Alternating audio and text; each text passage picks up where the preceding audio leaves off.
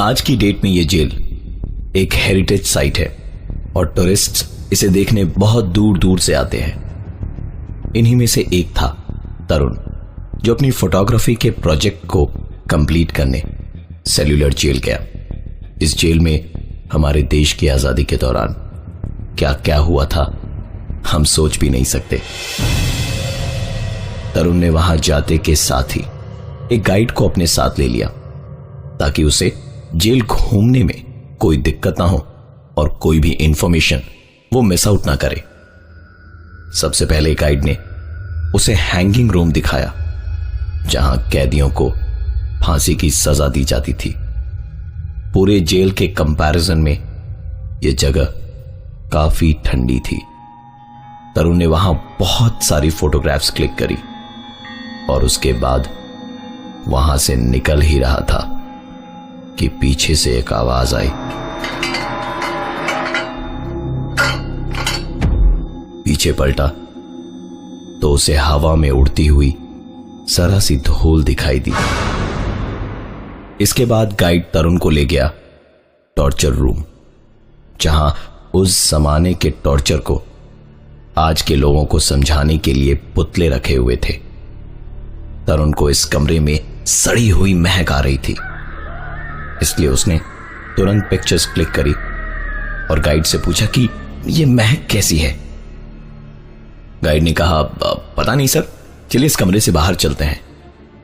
जैसे ही उन्होंने कमरे से बाहर कदम रखा, तरुण ने एक आवाज सुनी जो गाइड को सुनाई ही नहीं दी। टॉर्चर रूम के बाद गाइड ने उसे सेल्यूलर जेल का ग्राउंड दिखाया। चिलचिलाती धूप में यह खाली मैदान रेगिस्तान जैसा बेजान लग रहा था और इसी सूखे हुए मैदान से तरुण को एक आवाज सुनाई दी, जो इस बार गाइड ने भी सुनी। यह आवाज ऐसी थी मानो कई लोगों को बेड़ियों में जकड़ कर रखा गया हो और वो मैदान में काम कर रहे हों। इस बार गाइड ने तरुण से कहा, सर, जिन आवाजों को हमेशा के लिए इस जेल ने दबा दिया वो कभी तो खुलकर सामने आएंगी ही ना। तरुण उसकी बात कुछ समझ नहीं पाया। सवाल पूछने के लिए उसने अपना मुंह खोला कि गाइड ने कहा, चलिए आपको कैदियों के कमरे में ले चलता हूं। यह कैदियों का कमरा एक काल कोठरी थी, जहां सिर्फ अंधेरा ही अंधेरा था और रोशनी और सांस लेने के लिए इस काल कोठरी की छत पर एक छोटा सा छेद बना हुआ था। यह कमरा भी फांसी वाले कमरे की तरह ठंडा था और यहां भी सुनाई दे रही थी एक आवाज, जैसे कोई दीवार को खुरच रहा हो। तरुण ने फ्लैश ऑन करके इस कमरे में भी फोटोग्राफ्स खींची और एक आखिरी तस्वीर के रूप में उसने उस गाइड के साथ अपनी एक सेल्फी खींची। होटल आकर तरुण फ्रेश हुआ और डिनर करके उसने कैमरे के एसडी कार्ड से सारी फोटोग्राफ्स अपने लैपटॉप में ट्रांसफर करी। तरुण के क्लिक किए हुए फोटोग्राफ्स एक अलग ही कहानी बयान कर रहे थे। हैंगिंग रूम में ली हुई तस्वीरों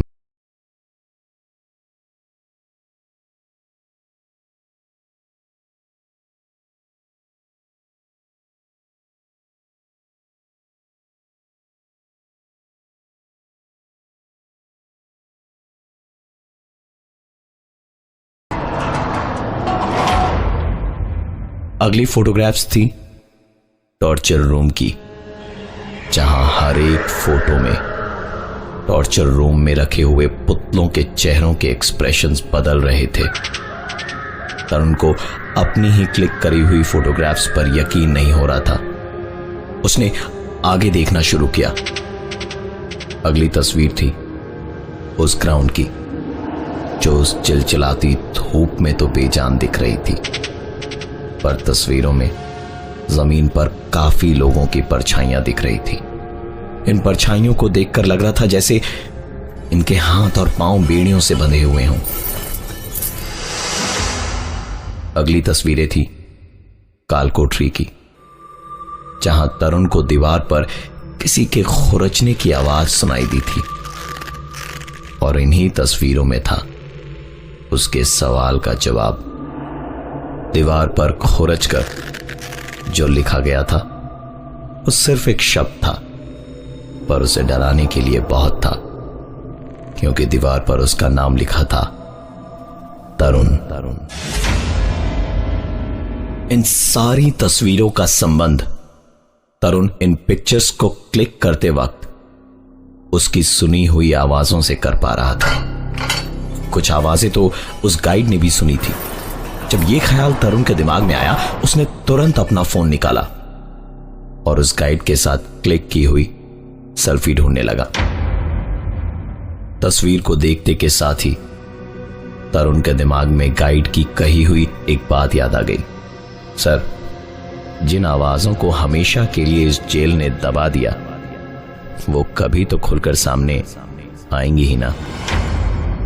तस्वीर में तरुण को अपने साथ कोई गाइड नहीं, उस गाइड की जगह एक पुराना अंग्रेज अफसर दिखाई दे रहा था।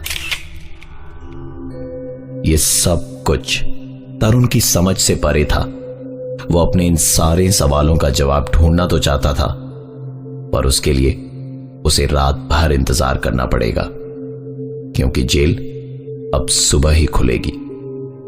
इतना सब कुछ देखने के बाद तरुण की नींद उड़ गई थी, इसलिए उसने नींद की गोली ली और सोने चला गया।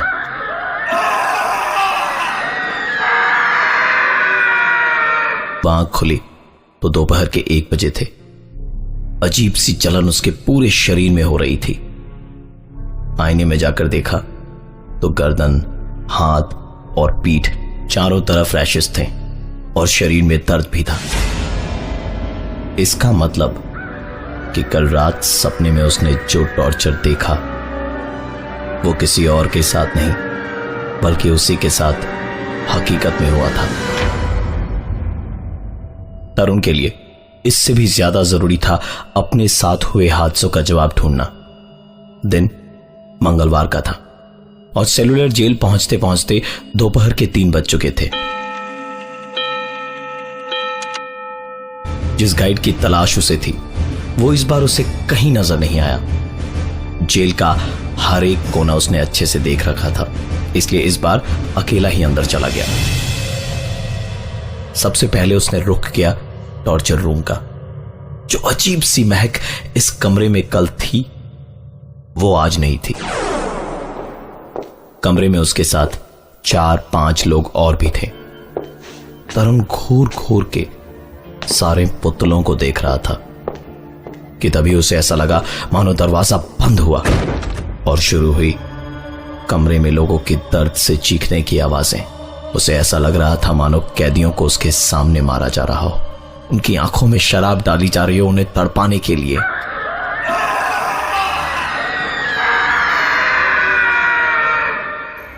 इस चीख से तरुण का ध्यान टूटा और उसने देखा कि कमरे का दरवाजा खुला है और लोग उसे घूर रहे हैं।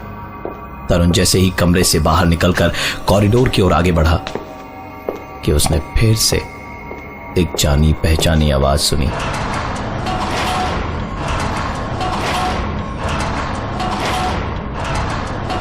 इस आवाज को सुनकर वो पलटा ही था कि उसकी नजर जमीन पर पड़ी एक प्लेट पर गई, जो अपने आप सरक कर कालकोठरी के दरवाजे के नीचे से अंदर की ओर चली गई। तरुण ने तुरंत अपने मोबाइल के टॉर्च को चलाया और दरवाजे के नीचे से अंदर की ओर झांकने लगा। टॉर्च की उस रोशनी में अंदर जहां तक दीवार थी उसे कुछ नजर नहीं आ रहा था। तरुण वहां से अपना चेहरा हटाने ही वाला था कि जेल के अंदर से 2 आंखें उसे ताड़ने लगी और एक आवाज उसके कानों तक पहुंची, बाहर निकालो मुझे। ये देखने के बाद तरुण को अब अपने किसी सवाल का कोई जवाब नहीं चाहिए था। वो वहां से सेल्युलर जेल की एंट्रेंस की तरफ भाग ही रहा था कि उसके भागते हुए कदम एक दरवाजे के ठीक सामने रुके।